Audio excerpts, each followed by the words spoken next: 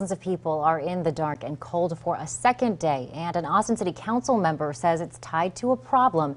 They've been working hard to address it for a few years now, but the changes didn't come fast enough to help people before this bout of winter weather.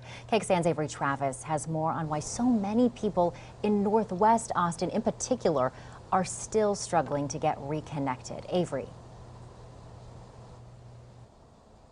District 10 Councilmember Allison Alter says she's been fielding calls from her residents and constituents all day. She estimates maybe as many as a fourth of the people in her district are having these power problems, and she says the trouble is actually up in the trees, and Austin Energy agrees with her. They say when branches or limbs hang too low around these power lines, all it takes is a little bit of ice to weigh them down, lean on the line, and even take that line to the ground. Now, the energy provider tells us they've been trying to invest in vegetation management, even getting the go-ahead to hire more removal crews just last year. But they're catching up on what is basically 15 years of overgrowth.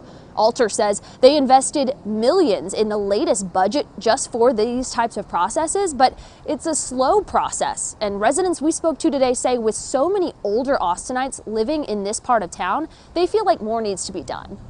It's going to get worse. Now what? When it's 6 degrees, is it going to get to 6?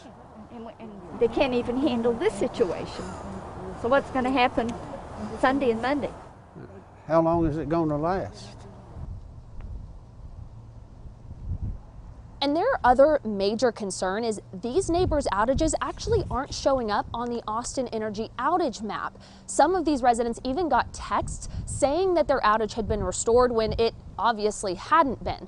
Now, a spokesperson for the company tells us they're aware of this issue. They're working to get to every single outage, and this is something that will happen on the map often when there are outages within outages. So a larger outage gets restored, but some of the smaller pockets are not quite fixed yet. They are really asking people to be patient as they address every single issue. They do say they have crews that they're sending out to each one, but we're going to continue to monitor these trouble spots, particularly in that northwest region of the city, for you throughout the rest of the night. For now, reporting live, Avery Travis, KXAN News.